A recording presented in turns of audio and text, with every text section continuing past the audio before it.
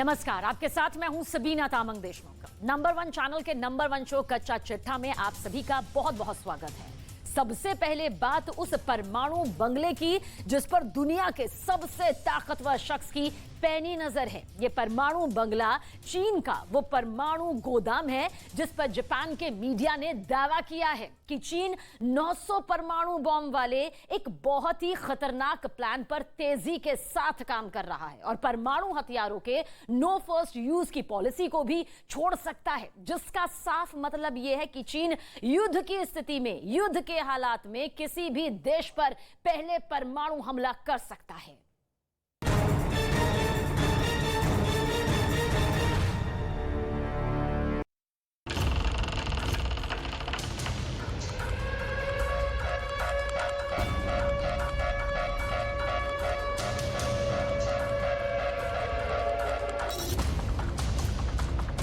चीन के परमाणु गोदाम में क्या चल रहा है? जापान की मीडिया ने इसकी पोल खोल दी है।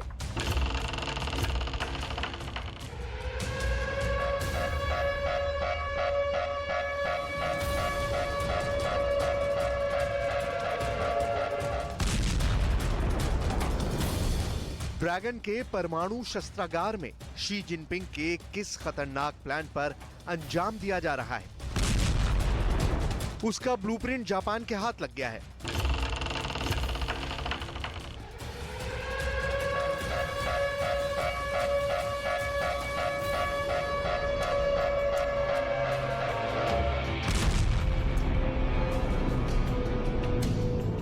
अमेरिका से तनातनी के बीच चीन के परमाणु तहखाने में ताकत कैसे बढ़ाई जा रही है, इसकी प्रोग्रेस रिपोर्ट जापान की मीडिया ने लीक कर दी है।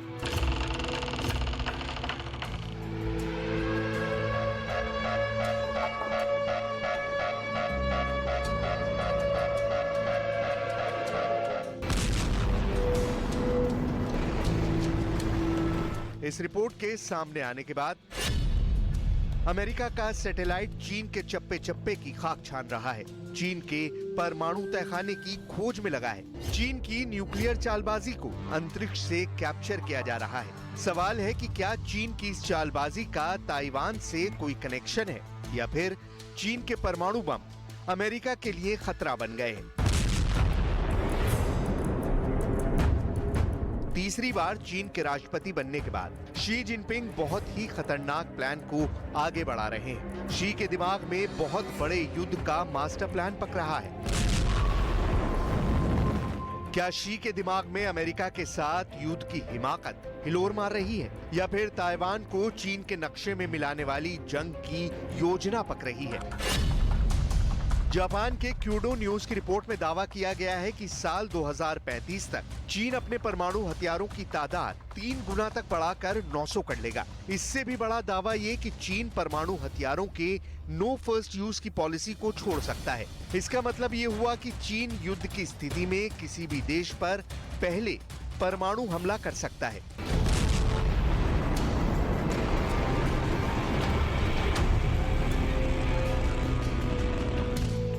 शी जिनपिंग के राष्ट्रपति बनने के बाद से चीन की विस्तारवादी नीति में अचानक तेजी आई है। खबर के मुताबिक चीन ने ताइवान के मुद्दे पर अमेरिका से बड़े तनाव के बाद इस प्लान पर तेजी से अमल भी शुरू कर दिया है।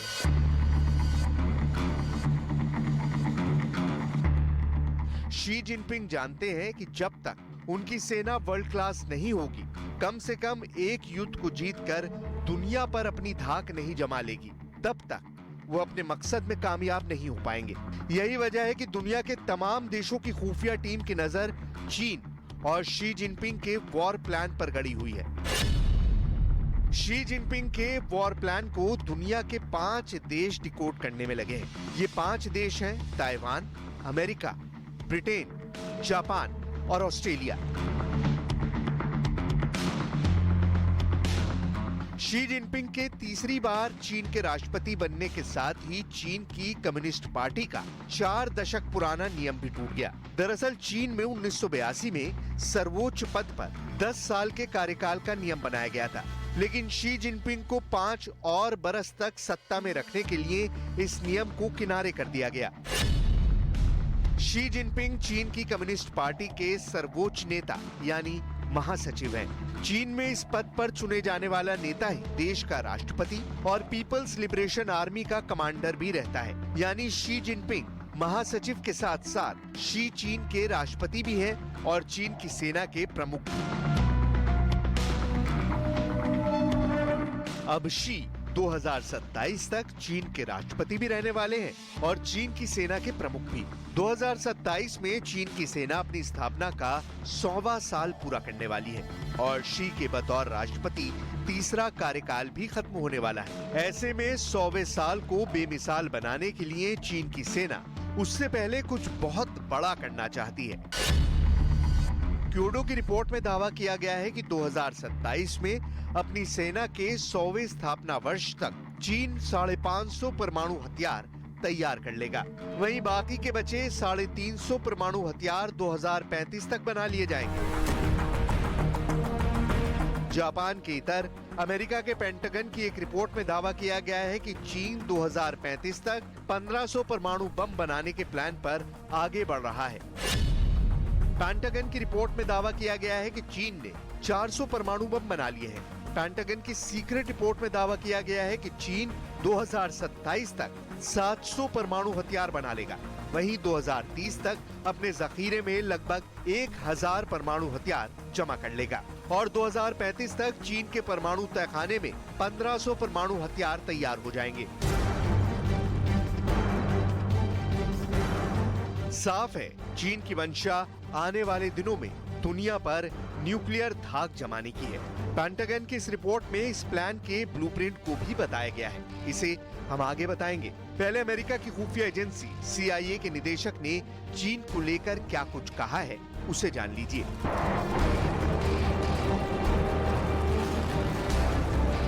अमेरिका की खुफिया एजेंसी CIA के निदेशक डेविड कोहेन का दावा है कि शी जिनपिंग चाहते हैं कि उनकी सेना 2027 तक ताइवान पर कब्जा करने में सक्षम बन जाए। दावा है कि शी जिनपिंग चाहते हैं कि PAL 2027 में ताइवान पर आक्रमण करने के लिए पूरी तरह से तैयार हो जाए।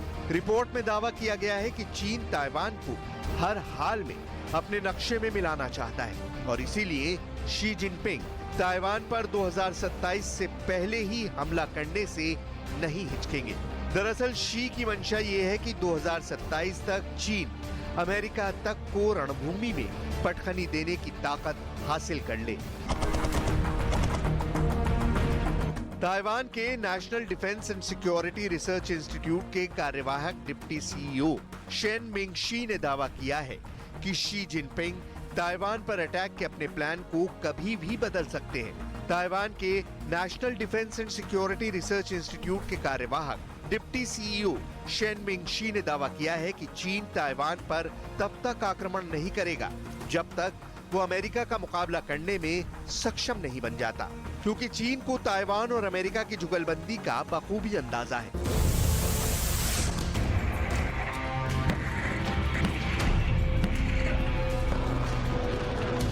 लेकिन दावा किया जा रहा है कि उस हालात में मुकाबला करने के लिए चीन रूस के साथ ऐसा प्लान तैयार कर रहा है जिसकी भनक लगने के बाद अमेरिका के कान खड़े हो गए हैं। क्या व्लादिमीर पुतिन और शी जिनपिंग में न्यूक्लियर मेल हो गया है? क्या दुनिया में परमाणु बमों का खतरनाक खेल शुरू होने वाला है? रूस और चीन साथ आए, नेटो प्रमुख क्यों घबराए? क्या रूस और चीन मिलकर परमाणु युद्ध लड़ेंगे? क्या चीन और रूस अमेरिका पर परमाणु हमला करने वाले हैं? इन सभी सवालों के जवाब नेटो महासचिव जेंस स्टोल्टनबर्ग ने दिया है। नेटो महासचिव जेंस स्टोल्टनबर्ग ने दुनिया को चेताया है कि रूस और चीन के न्यूक्लियर पैक्ट से एशिया के साथ साथ यूरोप पर परमाणु हमले का खतरा मंडरा रहा है। स्टोल्टनबर्ग ने जापान की राजधानी टोक्यो के कियो विश्वविद्यालय में ये बोलकर दुनिया को डरा दिया है। स्टोल्टनबर्ग का कहना है, रूस और चीन करीब आ रहे हैं और चीन उन्नत सैन्य क्षमता बढ़ाने के लिए परमाणु हथियारों पर महत्वपूर्ण निवेश कर रहा है। चीन की ये पहल खतरा पैदा करने वाली है। ये नेटो सहयोगियों के लिए भी एक बड़ी चुनौती है। ये चुनौती क्षेत्रीय नहीं बल्कि वैश्विक है। नेटो महासचिव ने दावा किया है कि चीन की न्यूक्लियर फैक्ट्री में परमाणु हथियार और लंबी दूरी की मिसाइलों को बनाने का काम तेजी से चल रहा है। वहीं जापान के इंटेलिजेंस के मुताबिक चीन के पास 1900 के करीब जमीन से मार करने वाली मिसाइलें हैं। वहीं समंदर में मार करने वाली 300 मिसाइलें चीन ने बना रखी हैं। वहीं 2020 में चीन ने अकेले 250 मिसाइलों का परीक्षण किया था। ये पूरी दुनिया में किए गए कुल मिसाइल टेस्ट से ज्यादा है। चीन के पास इस वक्त अंतरिक्ष में 200 निगरानी रडार हैं, जो धरती का चप्पा चप्पा छान मार रहे हैं। यही वजह है कि दावा किया जा रहा है कि जंग छेड़ने से पहले चीन अमेरिका से न सिर्फ लड़ने बल्कि जीतने की ताकत हासिल करने में लगा है। नेटो महासचिव का कहना है कि शी जिनपिंग बड़ी ही खामोशी के साथ यूक्रेन युद्ध पर नजर गड़ाए हुए हैं। अगर यूक्रेन युद्ध में रूस जीत गया तो ताइवान पर हमले की हरी झंडी दिखाने में शी जिनपिंग देर नहीं करेंगे।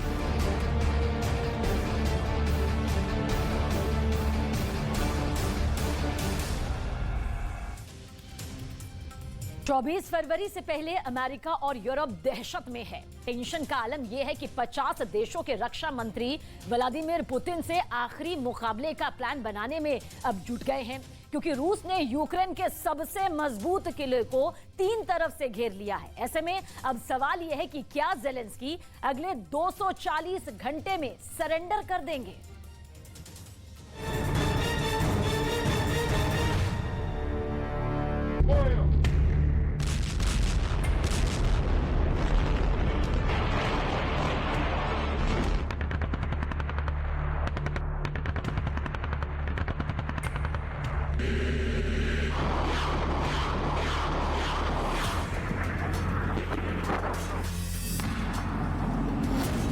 क्या यूक्रेन के एक और मजबूत किले पर व्लादिमीर पुतिन ने कब्जा कर लिया है?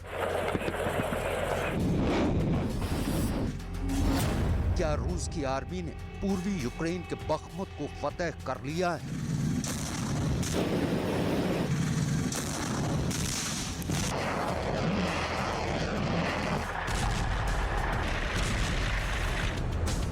चौबीस फरवरी 2023 से पहले व्लादिमीर ज़ेलेंस्की यूक्रेन के एक और अहम इलाके को खोने की कगार पर है, तो व्लादिमीर पुतिन का मिशन कीव बख्मुत की बाधा को पार करने के बेहद करीब पहुंच चुका है।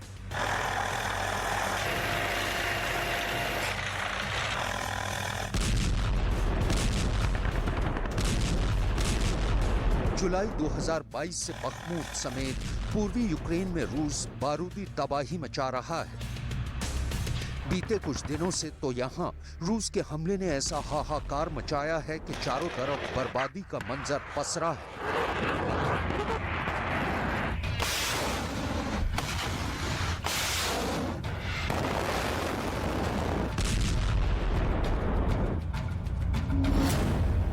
आलम यह है कि खुद नेटो समेत यूक्रेन के मददगार 50 देश भी मान चुके हैं कि रूस बख्मुत की जंग जीत चुका है।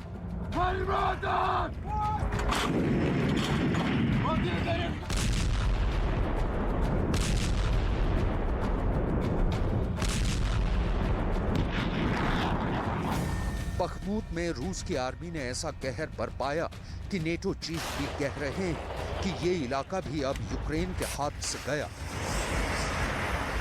बख्मुत में यूक्रेन की सेना के हथियार डालने और इस इलाके से भागने की खबरें अंतर्राष्ट्रीय सुर्खियों में शुमार है। इस इलाके में आसमान से रॉकेट और मिसाइलें आग बरसा रही हैं, तो जमीन पर भी रूस की सेना छोटे हथियारों से कोहराम मचा रही है। यूक्रेन की सेना ने युद्ध के बीच राहत और बचाव के काम में जुटे लोगों से भी बख्मुत न जाने की नसीहत दी है, क्योंकि अब बाजी उनके हाथ से निकल चुकी है और रूस की सेना की खूनी सनक बढ़ती जा रही है।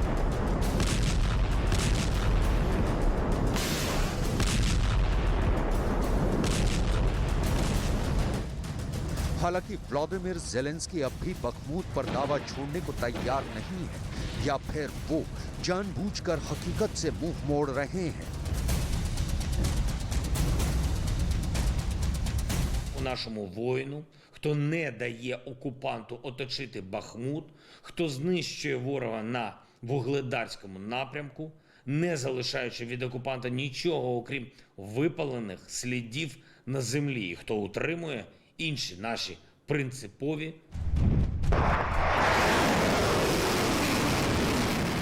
इससे पहले ताबड़तोड़ बमबारी के बीच रूस के रक्षा मंत्रालय ने बखमूत से सिर्फ 5 किलोमीटर दूर क्रास्ना होरा इलाके पर कब्जे का ऐलान कर पूरी दुनिया को सख्ते में डाल दिया था। В Донецком направлении добровольцы штурмовых отрядов при огневой поддержке ракетных войск и артиллерии южной группировки войск освободили населенный пункт Красная гора Донецкой Народной Республики. Потери противника за сутки составили свыше 150 украинских военнослужащих, 4 боевые бронированные машины, 6 пикапов.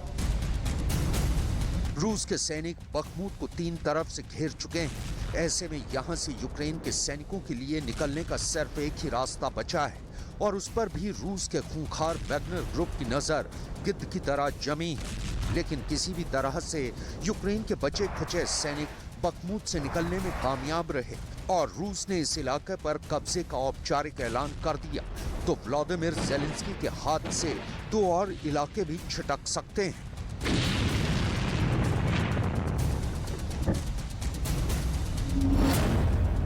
क्योंकि बखमूत के बाद क्रेमातोरस्क और स्लोवियांस्क जैसे पूर्वी यूक्रेन के शहर रूस की सेना के टारगेट पर होंगे।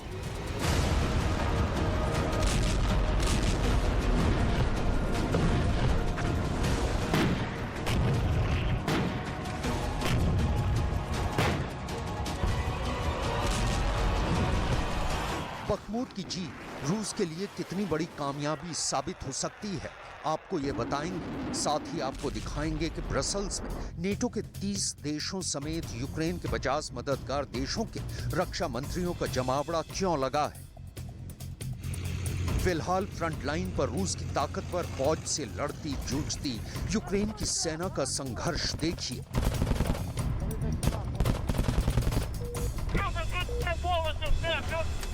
Принял плюс, принял. Дякую за работу, отличная работа, парни. यूक्रेन के सैनिकों के पास हथियारों और गोला बारूद की भारी किल्लत है। एक व्लादिमीर पुतिन के सामने 50 देश भी कम पड़ रहे हैं।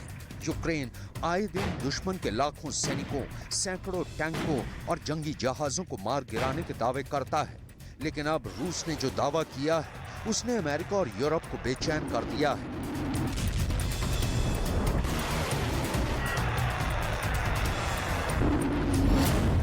क्रेमलिन के दावे के मुताबिक 24 फरवरी 2022 से अब तक रूस ने यूक्रेन के 324 प्लेन, 207 हेलीकॉप्टर, 7,840 टैंक और 404 एयर डिफेंस मिसाइल सिस्टम को बर्बाद कर दिया है।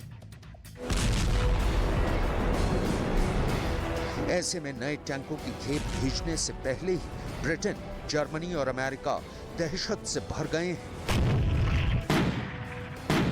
कि कहीं उनके चैलेंजर 2, लेपर्ड 2 और एब्रम्स टैंकों की साख भी मिट्टी में न मिल जाए।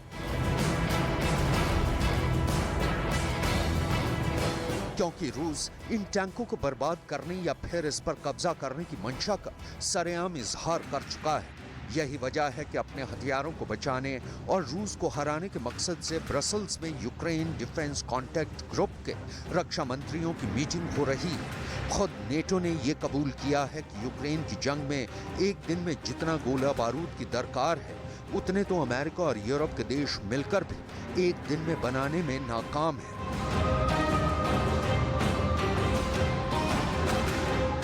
War in Ukraine is consuming an enormous amount of ammunition and depleting Allied stockpiles. The current rate of Ukraine's ammunition expenditure is many times higher than our current rate of production. This puts our defense industries under strain. For example, the waiting time for large caliber ammunition has increased from 12 to 28 months. युद्ध के करीब 1 साल बाद Ukraine के पास लड़ने के लिए हथियार नहीं है। व्लादिमीर ज़ेलेंस्की दुनिया भर में घूम-घूम कर मदद की गुहार लगा रहे हैं।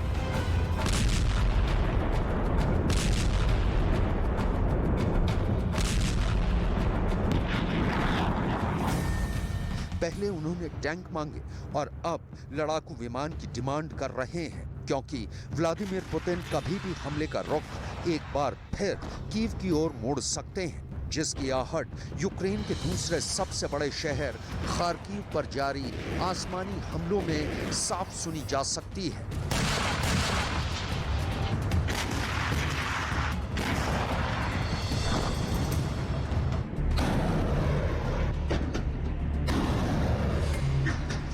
खार्किव में रूस के लड़ाकू विमान लगातार S-300 मिसाइलें दाग रहे हैं। रूस की एयरफोर्स के टारगेट पर खार्किव में मौजूद यूक्रेन की मिलिट्री फैक्ट्री है, यानी व्लादिमीर पुतिन यूक्रेन के गिने चुने हथियारों को भी युद्ध में इस्तेमाल से पहले ही खाक करना चाहते हैं।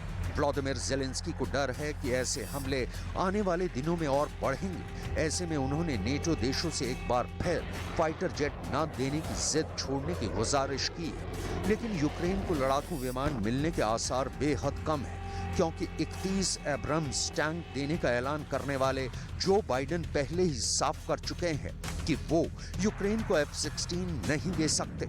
ऐसे में नेटो की मीटिंग के एजेंडे में यूक्रेन को लड़ाकू विमान वाली मदद भी शामिल है। Almost 1 year since the invasion, President Putin is not preparing for peace. He is launching new offensives. So we must continue to provide Ukraine with what it needs to win and to achieve a just and sustainable peace. It is clear that we are in a race of logistics. Key capabilities like ammunition, fuel and spare parts must reach Ukraine before Russia can seize the initiative on the battlefield. जाहिर है Ukraine की ताकत NATO की मदद पर टिकी है, जबकि रूस है कि धीरे धीरे ही सही युद्ध को अंजाम की तरफ ले जा रहा है। व्लादिमीर पुतिन ने 2014 में क्राइमिया को रूस में मिलाया, फिर 2022 में यूक्रेन पर हमले के बाद डॉनबास के डोनेस्क और लुहांस्क के कुछ हिस्सों को भी हथिया लिया।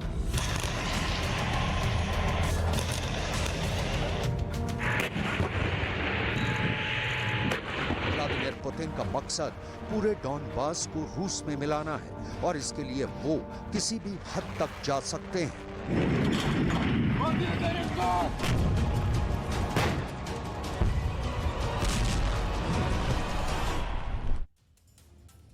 रूस के राष्ट्रपति व्लादिमीर पुतिन की डिक्शनरी में दुश्मन के लिए माफी शब्द नहीं है। यूक्रेन की महाजंग इस बात का जीता जागता सबूत भी है, लेकिन अब बगावत पुतिन के खेमे में ही हो रही है। दावा दरअसल यह किया जा रहा है कि पुतिन के 3 कमांडर्स ने मिलकर पुतिन के ही तख्ता पलट की साजिश रची है और पुतिन अब इन बागियों को सजा देने की पूरी तैयारी में जुट भी गए हैं।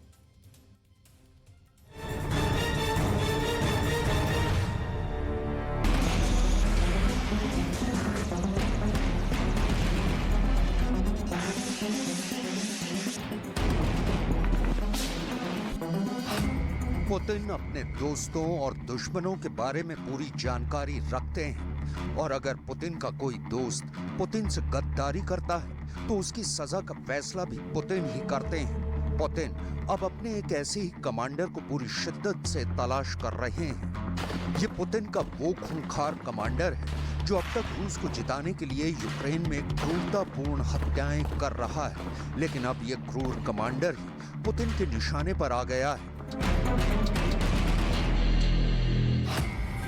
पुतिन का वो सेनापति वैगनर चीफ है जिसका अंत अब तय माना जा रहा है, लेकिन ये मामला सिर्फ इतना ही नहीं है। दरअसल पुतिन के कैंप में भी खलबली मची हुई है।